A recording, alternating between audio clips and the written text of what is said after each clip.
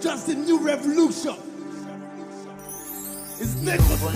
Bonjour, good morning, good afternoon, good evening, wherever you know you watch me from. I remain your own boy, Puff Boy TV. Please, if today is your first time of joining me on this set, please subscribe to this YouTube channel and share to all social media platforms. So we have a lot to be discussing with you today. We move over to our first topic for today. Ngozi okonjo iweala have been appointed as the first woman of W.T.O Director General and the first African woman on this seat. This is a huge one to Nigeria and the entire Africa. She is a good example for our women and girls around the world to copy. Always, not always copying every latest phone, trying to be striving to buy iPhone 12, iPhone 13, iPhone this that is coming up. Show good example or boast-rated. This woman is a good example. It's a good inspiration for our women to copy from. This is a woman who have done very well in Nigeria and have lived Nigeria, and outside have picked in her.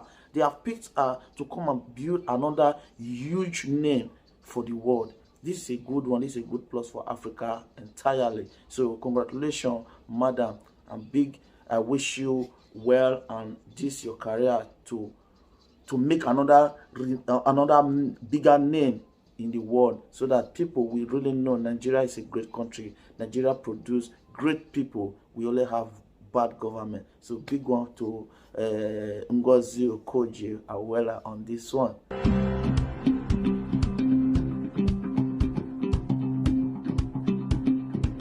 Trade is important for the 21st century, is important for prosperity, is important for resilience, is important for sustainable growth.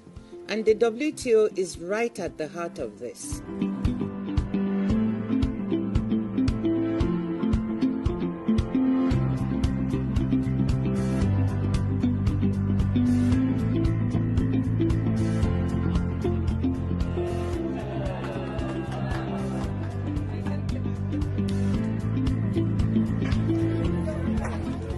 This is like a big plus. Choosing a DG WTO should be on merit. If that person happens to be a woman, great. If she happens to be African, great. I hope it's a sign not only to women and girls. Yeah, you're welcome back from that beautiful video. Madam Ngozi okonjo iweala, congratulations once again. So move over to our next topic for today. Pastor who recently cancelled a wedding ceremony over late coming for 5 minutes in his church, Pastor Esa Ogori of Fulfilling Word Foundation Church, Amadi Port Harcourt, Rivers State, is dead. And it is also gathered that his wife, Toyimeba Esa Ogori, died on the same day with this man. This is very touching. What really happened that make the both of them die the same day? So we don't really know. So maybe it's God calling, or nobody knows. There's no information about that right now. But the only information, when he was alive, he canceled a wedding scheduled for his church because the couple's late for 5 minutes. He canceled the wedding. So that was one thing that happened when he was alive. So you can watch the video up. They said the couple should leave the church building and come to the office so that he will join them in the office. That's the groom. The groom is very, very pissed off. The bride has gotten back into the vehicle. Everybody is pissed off. This is the pastor. This is the kind of thing they do in this church. Because the couple was 5 minutes late. 5 minutes late. Because the couple was 5 minutes late. Yeah, you're welcome back from that beautiful video. It was interesting, although. So move over to our next topic for today. Man harvests body parts from roadside corpse for money rituals in Osun State. 40-year-old man. It was gathered that one of the suspect's neighbor perceived the odor around his house and alerted others. They challenged him, but he refused to answer them. He instead took the sack to a nearby bush and hid it. Neighbors reported to the matter to the JTF force official in the area, and they discovered the sack bag where he hid it, found decaying human part inside and arrest the suspect. So this man have been trading on a dead body. You go to the roadside, and when any accident that occur on the roadside, he harvests those dead body.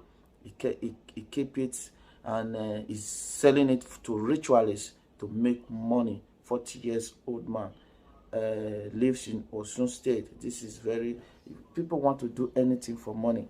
People just want to do anything for money. This is not good. Why would people just want, no matter what it costs, they just want to make money? Even if it depends on human's life, they don't care, provided it gives them money. But it's not good. We should all try to use ourselves. This money is not going to follow us to the grave. It's not taking anybody to the grave. You can't buy money with death when the death comes. So people should use their head and be wise. We'll move over to our next topic. Fight broke out in a church after pastor asked for $1,000 tithes from each member, and the pastors don't even support members with nothing out of what he gets from the church. Pastors are, a lot of pastors are like this. This happened in America. So this pastor have been making money from the church. They said he have a lot of expensive cars, luxury houses, good things, everything around him. But he got these things from the church. The members have been the people giving him all these things from the church. Even a neighbor who is close to his house, he does not even drive his neighbor to his church.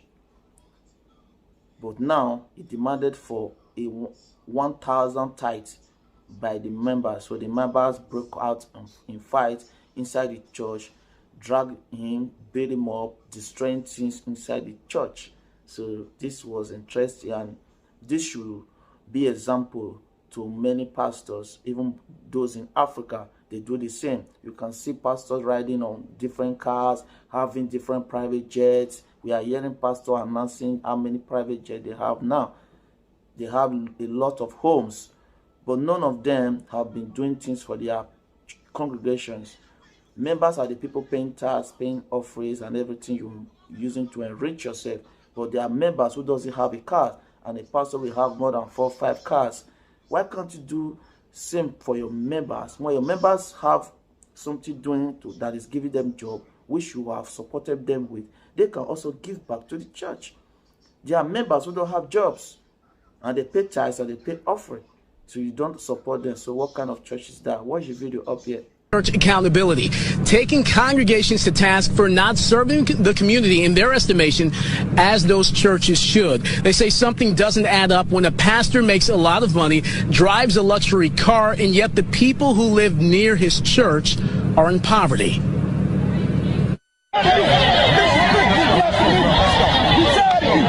A scuffle inside the sanctuary after New Era Detroit protests during a worship service. Bro, let me go, man. Let's go. Zeke, the leader of the group, offered no apologies for the dust-up at Great Faith Ministry Saturday, only the reasoning behind it. This situation is bigger than just Wayne T. Jackson. This is about black churches and black pastors who live a lavish life on behalf of the people, and they're not giving back to their community. He's referring to Bishop Wayne T. Jackson, the wealthy pastor that welcomed Donald Trump, drives a Rolls Royce, and lives in a mansion. Zeke was there for the offering Saturday. When they started the offering at $1,000, and then they said if you don't got $1,000, then do $300. And if you don't got cash, then we got ATM machines. I don't understand that logic. I don't understand that way of thinking, and I don't understand that to be what religion is. New Era Detroit says the neighborhood surrounding Great Faith Ministries is by and large impoverished. This guy has networks, churches, fancy cars, you know what I mean, $1 million houses, and there's babies in this community that's going without food at night. Somebody has to be frustrated about this enough to do something that will get people's attention. So welcome back from that interesting video. So that should be one of the examples to other pastors, so they should learn from that, because no matter what, when you push a goat to the wall, definitely goats don't bite. But when you push a goat to the wall, one day the goat will turn around and fight or bite you. So pastors should be aware to support their congregation too, so that if they are big, their congregation should be big also. Okay, so that will make things balanced. This is the problem we have in Nigeria with our government. So you should learn, and this should be, if the government are not trying to make things to be better for the citizen will one day fight the government, and there will be a lot of riots, fighting, which will now lead to revolution. So we don't want war in our country. So government, pastors, leaders should try and work with their head. So I remain your humble boy, Puff Boy TV. If today is your first time, please subscribe to this YouTube channel and share to all social media platforms. Puff Boy.